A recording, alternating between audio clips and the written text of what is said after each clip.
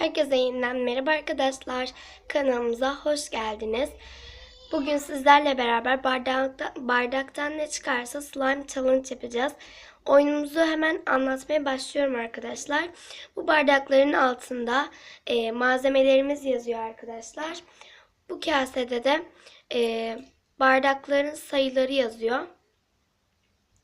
Biz buradan bir kağıt çekeceğiz ve hangi bardak çıktıysa onu alacağız ve açacağız. İçinden de malzeme çıkacak. O malzemeyi de tabağımıza dökeceğiz. Ama ben malzemeleri en son dökeceğim arkadaşlar. Bugün biraz hastayım bu arada. Sesim kötü gelebiliyor olabilir. Çok özür diliyorum bu yüzden. Hemen oyunumuza başlayalım. Şimdi ilk kağıdımızı seçiyoruz.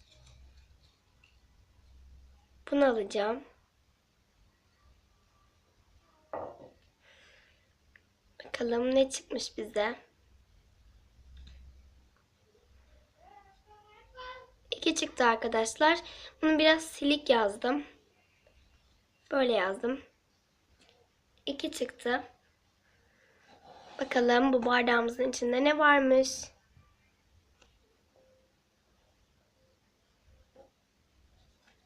Hemen kağıdı. Kağıdı açıyorum. Far çıktı arkadaşlar. Farı hemen gösteriyorum. Malzemeleri en son dökeceğimi söylemiştim. Malzemelerimizi biriktireceğim. En son dökeceğim. Burada arkadaşlar renkli farlar var ve simli. Bunlardan kullanmayı düşündüm. Şu yeşil de onu bitti. Çünkü bazı şeylerde kullandım arkadaşlar. Slime falan. Bu renklerden bir tanesini kullanacağım. Hangi rengi kullanacağım bilmiyorum. Ve arkadaşlar bu oyunda akrilik boya da var. İkisi de çıkarsa ne yapacağımı bilemiyorum. Şimdi hemen hızlıca diğer 2 tane malzemeyi de seçiyorum. Arkadaşlar 2 kağıt çekeceğim. Ve daha sonra bardaklarımı teker teker açacağım. Böylelikle daha hızlı olacak. Hemen seçiyorum. Şunu aldım bir tane. Bir de bunu alacağım arkadaşlar. Şimdi teker teker açalım. Ve ne çıkmış hemen okuyalım. 1 çıkmış bir tanesinde. Diğerinde ise 5 çıktı arkadaşlar.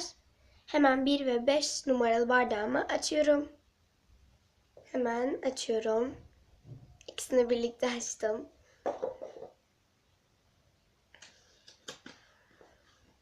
Bir tanesi pudra çıktı. Pudrayı da hemen göstereyim. Bunu da yeni aldım arkadaşlar.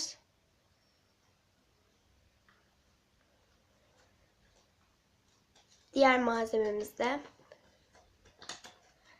tıraş sonrası krem. O da bu. Ay, pardon arkadaşlar.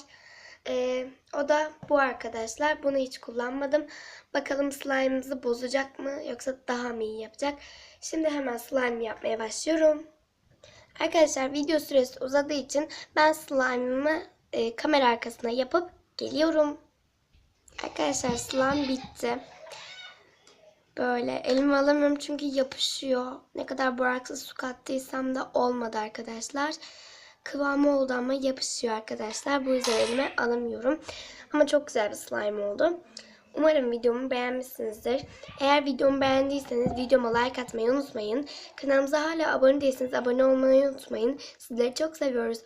Hoşça kalın.